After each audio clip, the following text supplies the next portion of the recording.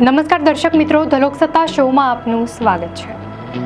દહેરાદૂનમાં થયેલા વાદળ ફાટવાની ઘટના ફરી એકવાર આપણું ધ્યાન હિમાલયમાં વધતી કુદરતી આફતો તરફ ખેંચે છે। આ ઘટના દરમિયાન આશરે 15 લોકોના જીવ ગયા હોવાનું બહાર આવ્યું છે।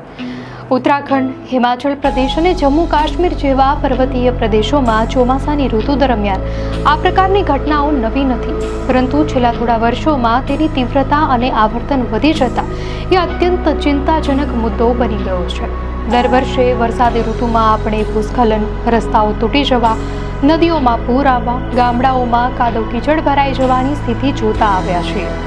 પરિણામે સામાન્ય જનજીવન ખોરવાઈ જાય છે અને માર્ગ વ્યવસ્થા પર ભારે અસર પડે છે। ઘણીવાર હાઈવે તૂટી જાય છે, પુલો તૂટી પડે છે અને જાનહાનિ પણ ભારે થાય છે।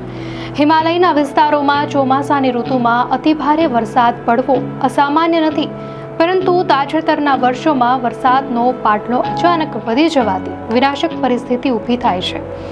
આ માત્ર કુદરતી ઘટના નથી, પરંતુ જળવાયુ પરિવર્તન અને માનવ હસ્તક્ષેપો પણ જવાબદાર છે।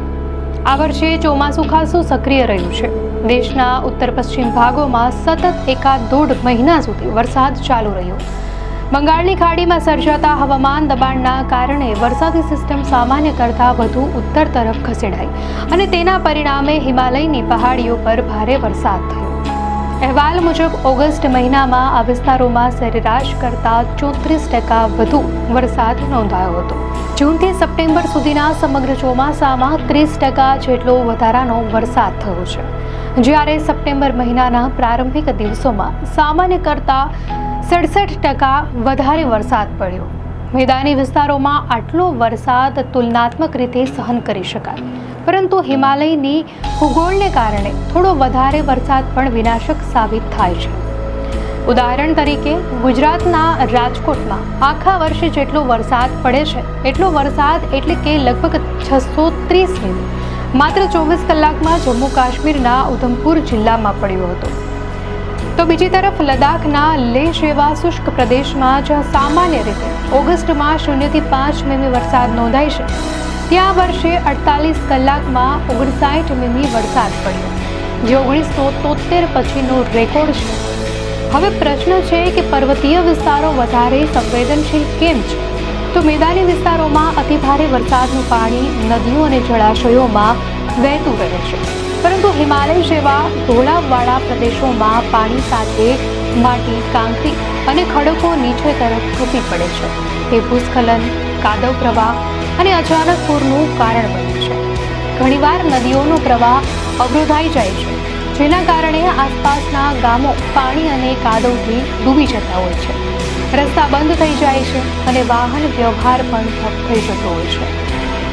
મહત્વની વાત એ છે કે દરેક વાદળ ફાટવાથી મોટી આફત સર્જાય એવું જરૂરી નથી, પરંતુ હિમાલયમાં માનવ હસ્તક્ષેપે કુદરતી સંતુલન તોડ્યું છે। અનિયંત્રિત બાંધકામ, જંગલોની કટાઈ અને રસ્તાઓ માટે પહાડ કાપવાના કારણે ઢોળાવો નબળા બન્યા છે।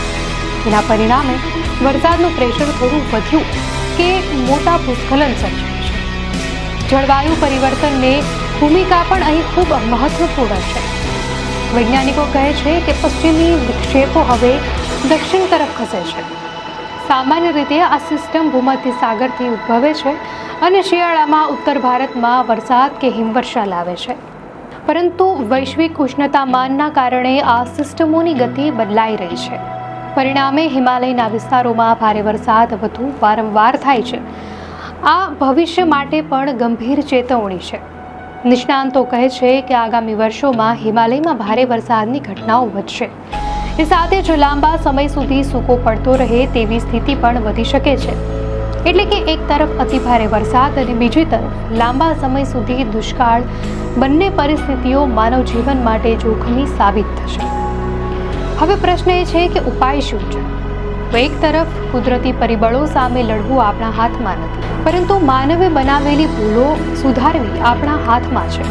પર્વતીય વિસ્તારોમાં અનિયંત્રિત બાંધકામ રોકવું પડશે।